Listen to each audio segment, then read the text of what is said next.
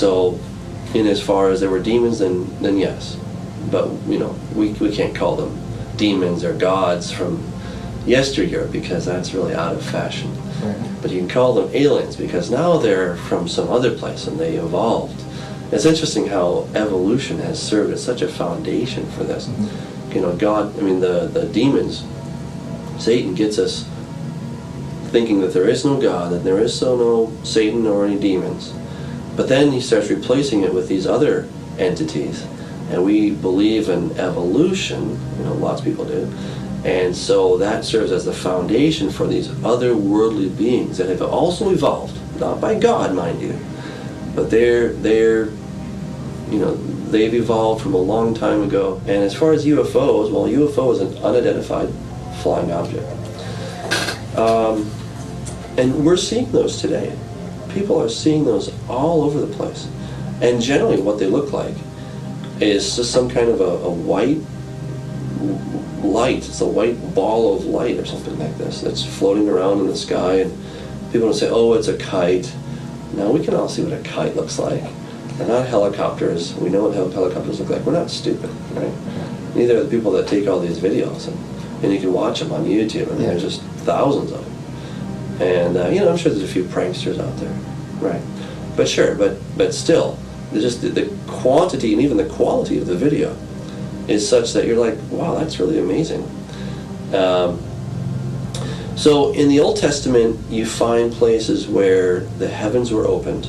For example, in 2 Kings chapter 6, Elijah and his servant are surrounded by the Syrians. They wake up one morning and the servant goes outside and he sees all these guys. He's like, oh boy. He goes back and he says, Master, we're done. And Elijah, he's just very calm, and he prays, oh Lord, I pray you'd open his eyes.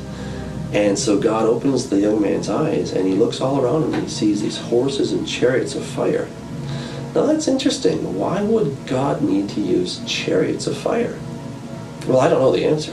You'd think you could just go, kind of Star Trek kind of thing. You go from here to there. But for some reason, in that other dimension, you have horses of fire, you got these chariots of fire, and these things are going around. And in some way, I would suspect that the demons are kind of doing the same thing. I don't know if they're on horses of fire necessarily, but when they materialize, they look like these fiery white orbs. And however they're transporting themselves, I don't know. But it's not like they can just think it and they're there, but they have to somewhat travel. They have to traverse through whatever medium, the spiritual medium or through the physical medium. They're actually moving about. So again, I wouldn't say that we have what we call technical UFOs back then, but you did have these horses and chariots of fire in that angelic spiritual realm. There's movement going on. Angels have wings. Again, why would they have wings? Right? Is there air in that? These are questions we just don't know. Right. We just don't know the answer to these things. But still, there's a function for these things. If they have wings, then they must need them.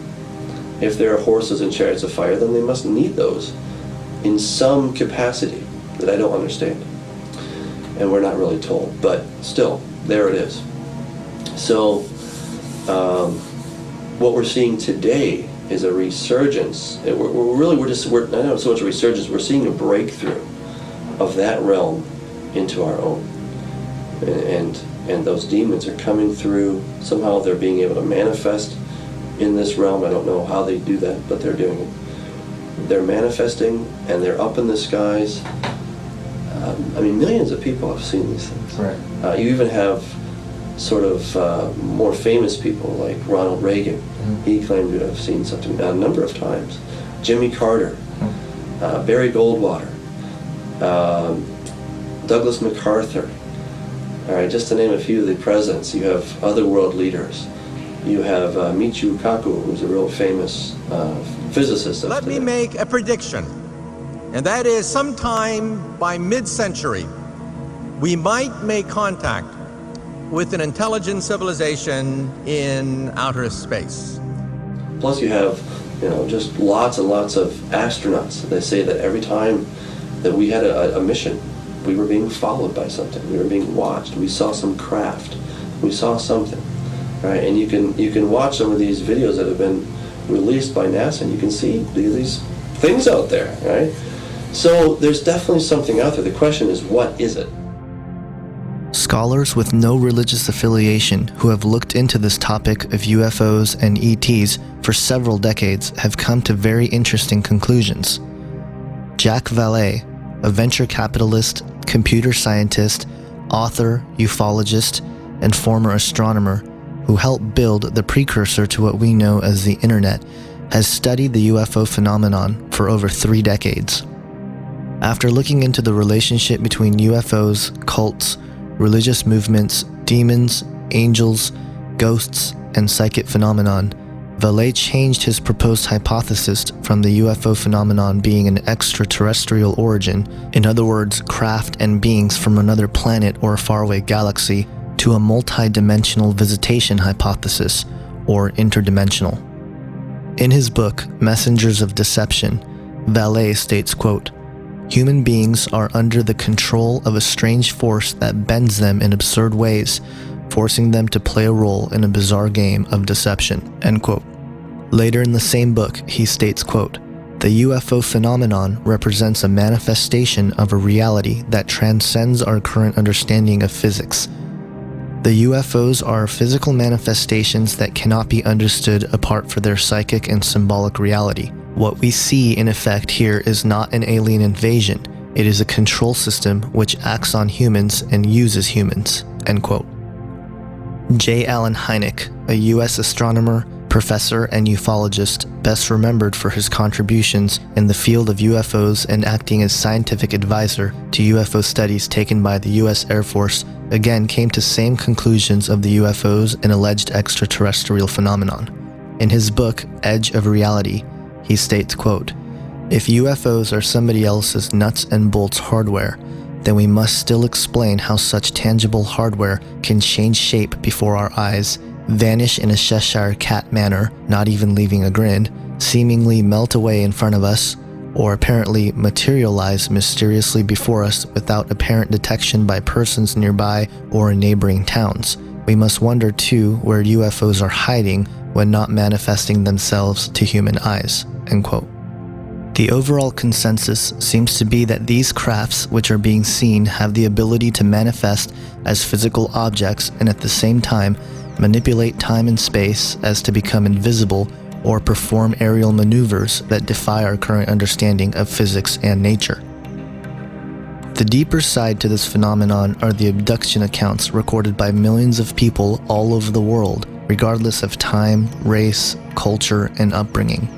Dr. John Mack, professor at Harvard Medical School, a psychiatrist and writer, also looked into the UFO and abduction phenomenon for several decades and came to similar conclusions as Vallée and Hynek.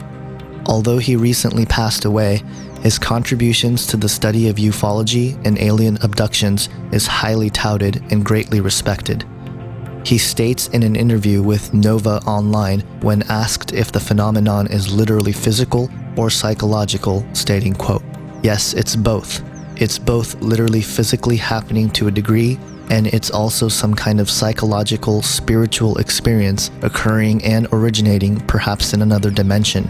And so the phenomenon stretches us, or it asks us to stretch to open to realities that are not simply the literal physical world, but to extend to a possibility that there is other unseen realities from which our consciousness, our, if you will, learning processes over the past several hundred years have closed us off," end quote.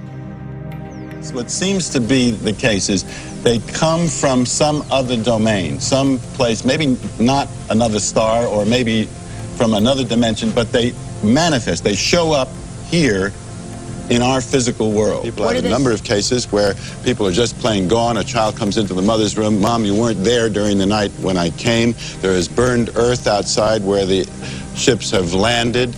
There is physical. It may not satisfy our criteria of proof, but proof may be something which only operates within the frame of evidence of this physical world in the box you mentioned before, right, that we live in. This is what's going on here is something in some ways more subtle. In other words, something that's coming from another dimension into our world, which is very commonly experienced in other cultures, but not in this culture.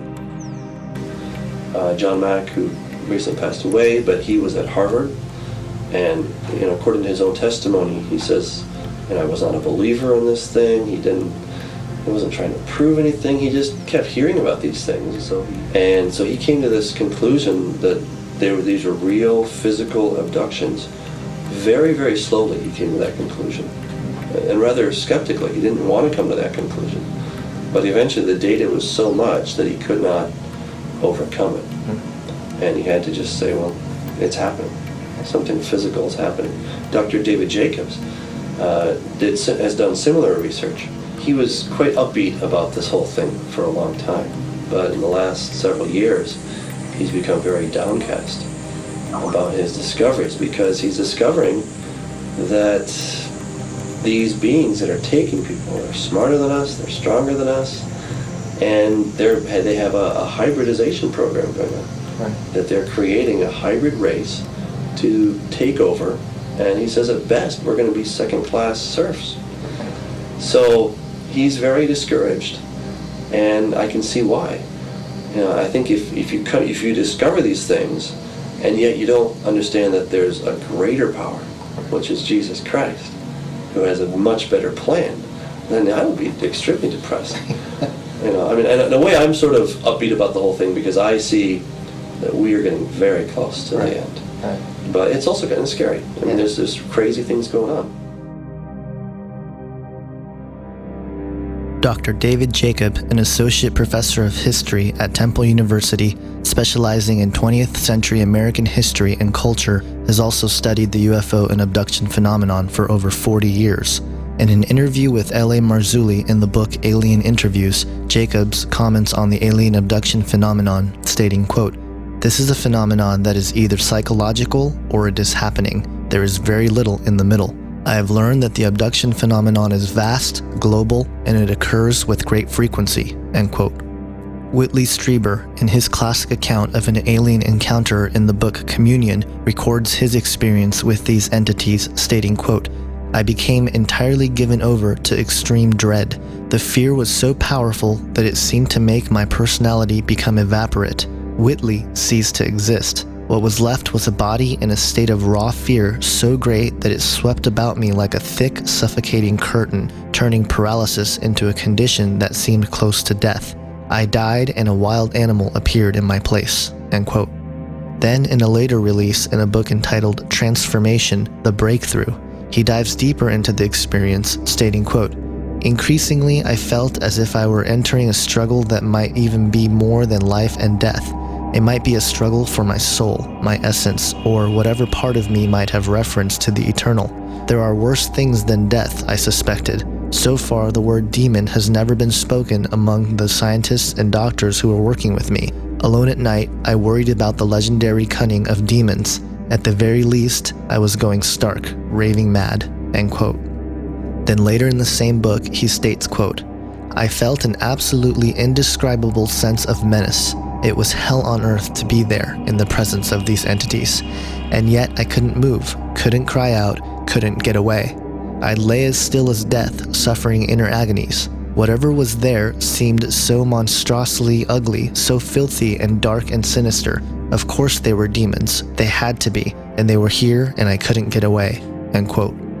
According to many researchers in the field, and even the people who have directly experienced this phenomenon for themselves, all seem to agree that there is a spiritual element driving this phenomenon. It is clear that there is a metaphysical nature to the UFOs and the alien abductions themselves. Furthermore, the startling similarities with the phenomenon with the occult and other historical, mythological accounts of direct contact with demonic entities should be alarming.